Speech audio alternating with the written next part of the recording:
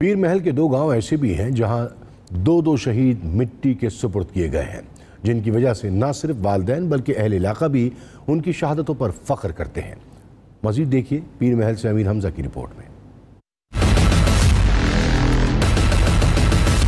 वतन अजीज की खातिर जान कुर्बान करने वाले शहीदों पर हर मुहिब वतन नाज करता है। पीर महल के शहीदों को भी तारीख कभी नहीं भूलेगी। गांव 320 गाव बे के रिहायशी वालिदैन के अकलौते बेटे मोहम्मद बिलाल ने पाक वतन की खातिर वजीरिस्तान बॉर्डर 26 रेजिमेंट सिंध के मुकाम पर जामे शहादत नोश किया। इसी गांव के नौजवान सिपाही आमिर शहजाद ने भी आज़ाद कश्मीर कोईरटा सेक्टर में शहादत पाकर वालिदैन का सर फख्र से बुलंद किया। हमारे लिए ये बहुत बड़े एजाज़ की बात है कि हमारे कज़न मोहम्मद बिलाल ने कौम और मुल्क के लिए अपनी जान का नजराना पेश किया। गांव 321 गाव बे को भी हवलदार मोहम्मद अली उर्फ ज़िया और अब्दुल रऊफ भट्टी जैसे शहीदों पर नाज है, जिनके वालिदैन अपने सपूतों पर फख्र करते हैं और औलाद भी अपने वतन पर मर मिटने के लिए तैयार है। हमें उनकी कुर्बानी पर फख्र है।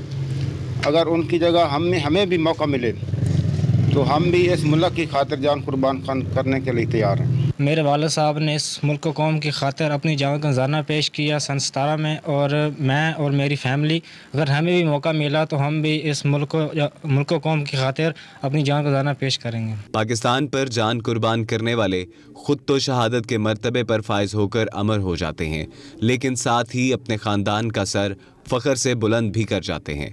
कैमरा टीम के हमरा अमीर हमजा, हम न्यूज़, पीर महल। अंदरूनी लाहौर के फूड पॉइंट शहर